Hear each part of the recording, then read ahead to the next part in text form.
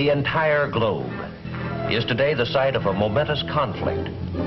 As each side attempts to prove to the world the superiority of its position, the conflict is fought with the words of diplomats, with gestures of friendship and help to uncommitted countries, even with cultural demonstrations. It is fought indeed on every level of man's experience, for the stakes are high. As one of the adversaries in the conflict, we see a challenge as great as any in our historic past.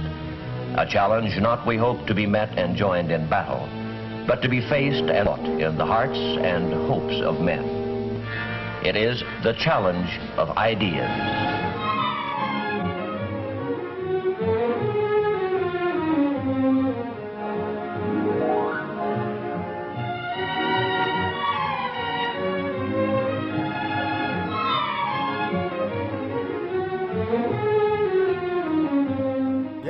That makes absolute sense. I agree with you that a landlord absolutely has an obligation to inform a tenant of ghosts. Unfortunately, that has nothing to do with what we're talking about today, because what we're actually talking about is are ghosts trespassing when they enter someone's building to do their job, which I assume their only job is to haunt. Well, I mean, it's a little conclusory, right? Like, you've concluded that the ghost has entered. And that's really one of the major issues, right? I am a little biased on this point. The issue I am a is little whether, biased on that point, but we'll get to that. Right, because you, I mean, it's well known that you're a anti-ghost. Anti-ghostite? Anti-ghostite, and I'm pro-ghost. Well, pro-ghost rights, right? Like I want to be sure that ghosts are treated fairly. That's really my issue.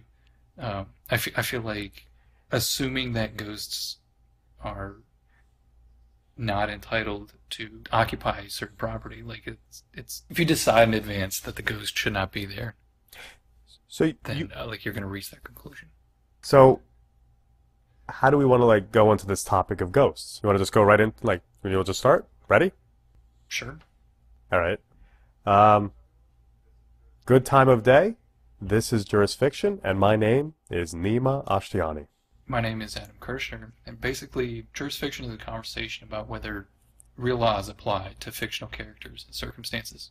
And, Adam, I don't know if you're aware of this, but on July 15th, Ghostbusters is coming back to theaters. You don't say. And it's amazing that they knew, and the people making this movie, they knew that our first topic for our first show of our first season was going to be about ghosts and how they possibly trespass, bother people in their homes or places of work, perhaps. So, what is a trespass?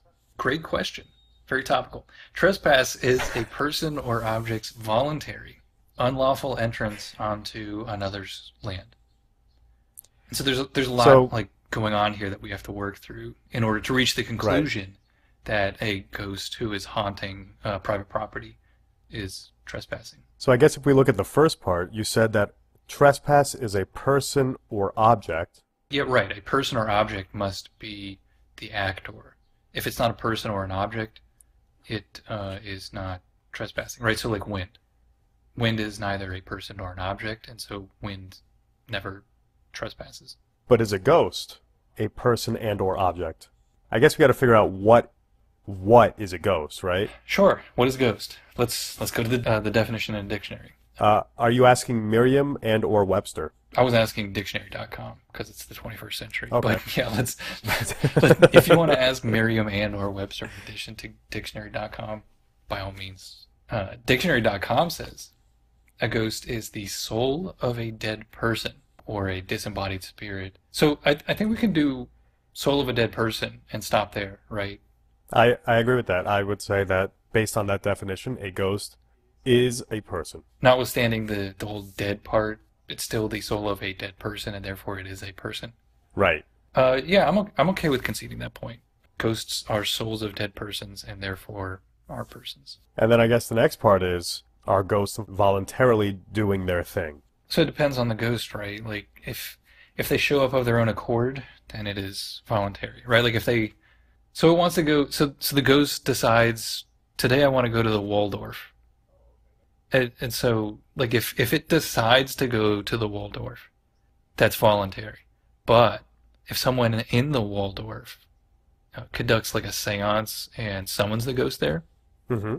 then that would not be a voluntary presence, right? It's involuntary. It was made to appear there. So, if someone were to say, let's say someone says Beetlejuice 3 times, Yeah, and Beetlejuice appears. that's twice, so be careful. Oh my. Wait, Is it- how does that work? Does it have to be 3 consecutive, or is it just like 3 total? I think it's 3 total. From what I remember from the movie, So they said it the first time it was 3 times, but not consecutive. It was just done within a short time frame. So just say like the bee, I guess. In Ghost fact, bee. I'm gonna say that the rule is kind of arbitrary and probably made up by Mr. BG himself. I won't say it a third time. He probably sets up the rules to do it himself. But there's a difference though, right? They summon him, but they summon him for him to do a job as an independent contractor. That's interesting, right? Because the living people who own the property in Beetlejuice Mm-hmm. are not the ones who invite or force the ghost with the name that begins with B to appear, right? So, It was the Maitlands. right. And so, Yeah, so it's a I believe separate that. level of whether they are trespassing, right? If they are not trespassing, then there's summoning of, I'll just say Beetlejuice. That would still be an involuntary presence on Beetlejuice's part, because they had the prerogative to be there. If they did not, well, I guess that's just who has the liability, right? They would be liable and for summoning him, although he would not be liable because he did not appear voluntarily. Right. But he made himself available for his name to be called 3 times. From what I remember in the movie, he kind of put up like a card or something for them to read, so that they would say his name. They were, I keep saying the Maitlands, and I don't remember their names. Oh, I believe it's Gina Davis Maitland and Alec Baldwin Maitland. I think those are their names. Those were the ghosts in the movie where they pass away at the beginning of Beetlejuice, and then they're in the house before Winona Ryder comes in. But I think Beetlejuice leaves them some sort of calling card of sorts. So he induces So them to invite him. he induces them to invite him. So So it would be voluntary. yeah, it would be voluntary. Unlike let's say, the ghost of Candyman, where they say Candyman in a mirror, he appears and then starts killing people. He didn't say, "Hey, call me so I can come kill you." Just Right. Okay. So it's very fact sensitive whether the Right. ghost appeared voluntarily or involuntarily. It depends on whether the ghost was summoned to be there, as opposed to just showed up of its own accord.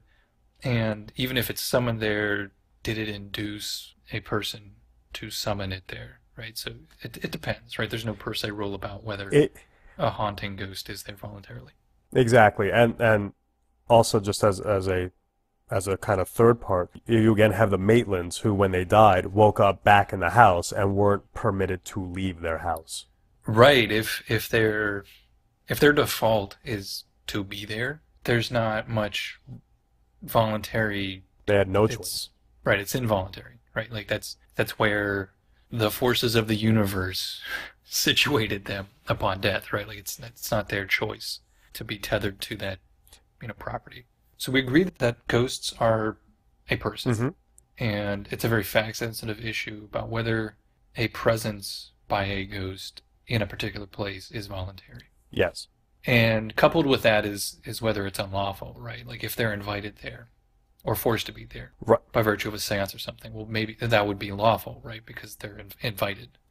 Yes. So it's fact-sensitive, Yeah. again, whether it's voluntary or unlawful. I think we can dispose of the final element fairly quickly, right? Whether it's another's land where they are present. Yeah, I mean, I guess the only time I would say we would probably have a discussion about that is probably, again, going back to Beetlejuice, an issue like the Maitlands, who own the house that they are currently stuck in, that then gets bought by a living person, and the movie ensues. Right, if there's some sort of like legacy interest in the property, Yes. where the ghost appears, Right. then it could be arguably not another's land. It could arguably be their land, or they could have some sort of spiritual easement to that land by virtue of once holding an interest, before they passed away. But generally, I would say that in the case of Ghostbusters, you take a ghost like Slimer, who happened to just be in the hotel. These ghosts enter the buildings, they leave the buildings, they swirled into the sky, they then scattered out when the containment field was breached. So they may be able to go into other people's land, but yeah, for the most part, I would say that the other land issue is pretty straightforward, or another's land issue. So what's the last thing we need to figure out? I guess the idea of whether it's an entrance. Whether there's an entrance, right.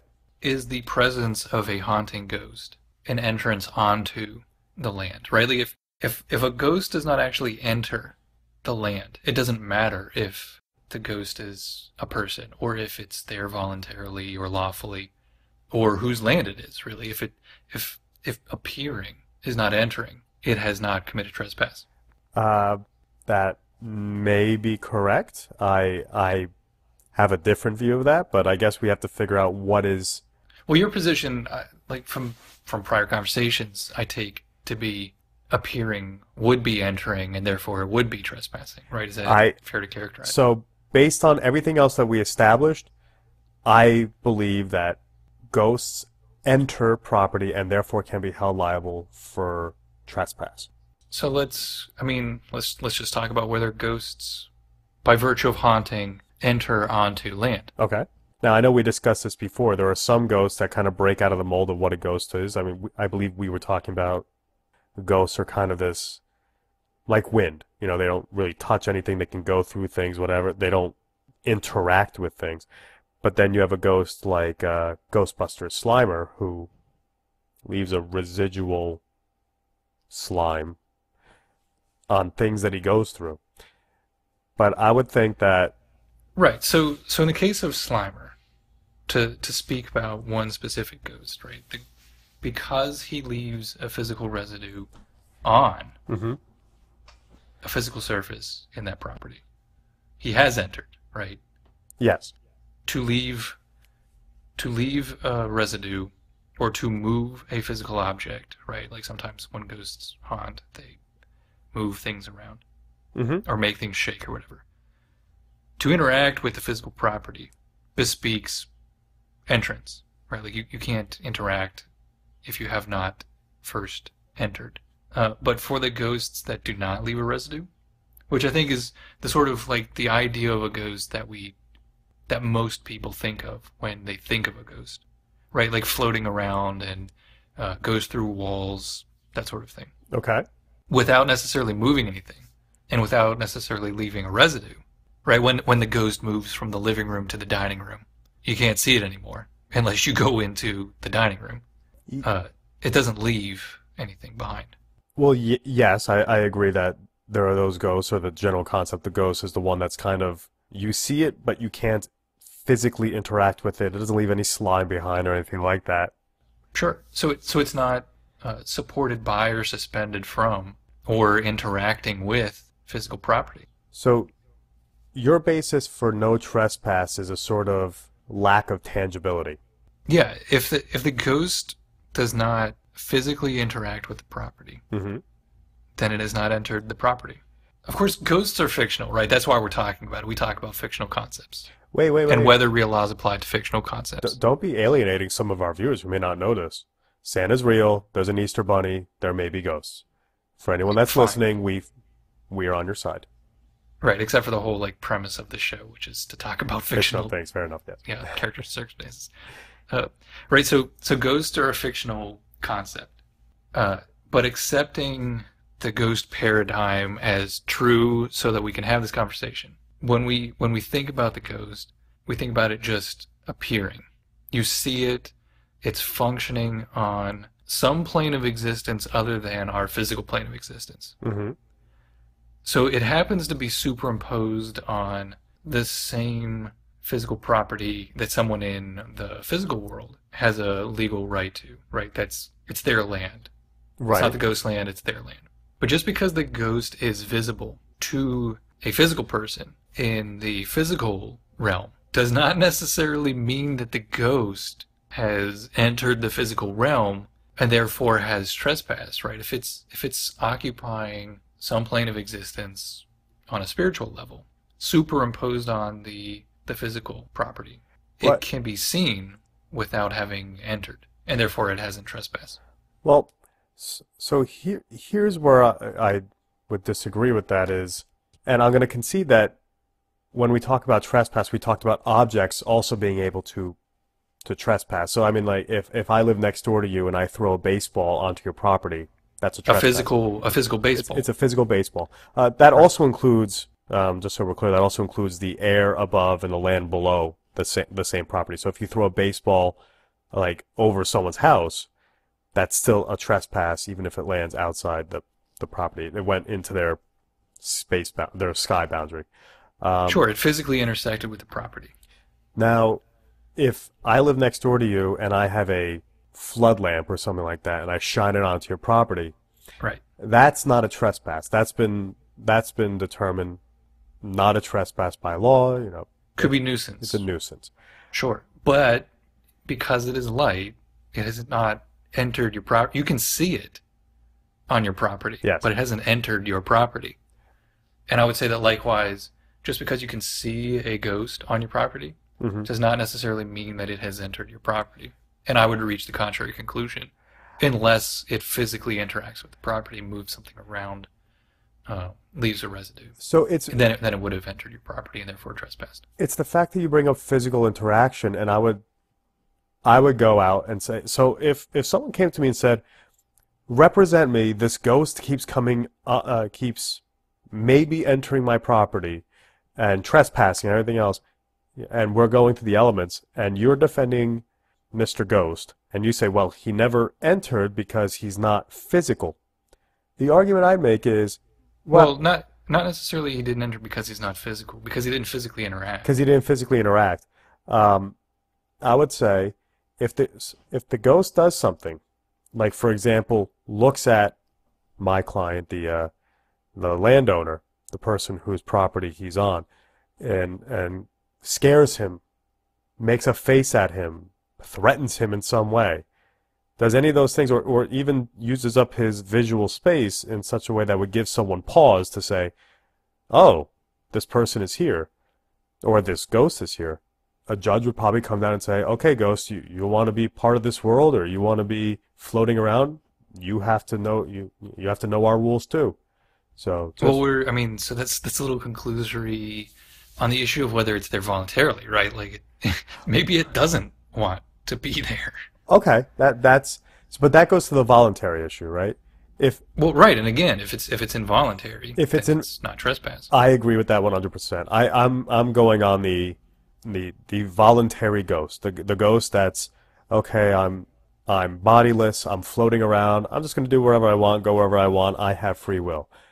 Based on what we have in front of us, if the ghost is deliberately entering someone's house, its quote-unquote physical interaction is the fact that it can be seen and is a person are going to be the heavier factors in those things, more so than its tangibility. That's fair. I mean, but still, where we disagree, fundamentally, is you think that because a ghost, if I understand your position correctly, you think that if a ghost can be seen, it has necessarily entered the space in which it can be seen. I think even an invisible ghost, if it's determined that an invisible ghost made its way through your property, it has trespassed. Because it can be seen on your property, it has necessarily entered your property. A visible ghost has trespassed, and you know it when you see it there. An invisible ghost, if it's determined later, somehow you find out that. Well, so let's say that we have a PKE meter, and we can sense that there is a ghost, albeit a non-visible ghost. Right. And we can triangulate, right? Like we've got a bunch of these, and we can figure out the exact spot in which an invisible ghost is on your property. You would say that because we can identify the location, it has entered. Is that fair to say? Yes. And I would say that just because we happen to know its location and its location happens to be in our physical space, your property, does not necessarily mean that the ghost has entered your property, especially if it hasn't made itself visible. But more to the point, if it hasn't interacted physically with anything, it has not physically entered your property, right? It is more akin to light on your property. Sunlight doesn't trespass. But those are involuntary. So what if the ghost is involuntarily present? Well, like we said before, if it's involuntarily present, if it has no choice, the voluntariness takes it out of trespass. But what if the ghost doesn't have a concept of your property? Right. What's the old saying? Ignorance of the law is no excuse. No, Mr. Ghost, you got to learn our ways. You're in our land. You learn our laws. But the property isn't the law. It's not. It doesn't matter if the ghost knows what the law of trespass is. If the ghost doesn't know where it is. If it doesn't know where it is, I think we would go back to voluntary, right? If I know I am someplace but I don't know where that place is, I am not voluntarily present in that place. You are not voluntarily and unlawfully entering that place. The fact you did not mean to go to that person's property, I would say, goes back to voluntary. You didn't voluntarily enter that person's property. You were just mistaken. And so if we accept as true common conceptions about ghosts that can pass through walls as if the wall was not actually there, because a better way of stating it is the ghost is not really there. It's not physically there. If it's just traveling in a particular direction, or no particular direction, it's just moving around. Okay. And at one moment it's outside of what we perceive as your house. Mm-hmm. And then at the next moment it is inside of what we perceive as your house. That doesn't mean that it voluntarily entered your house. It might not even be aware of your house there, right? Like it moves through walls because it does not really occupy physical space. I see where you're going. It might not even... Right, just because we can see it there doesn't mean that it can see us there. Sure. Or even if it can, that it understands, what's happening.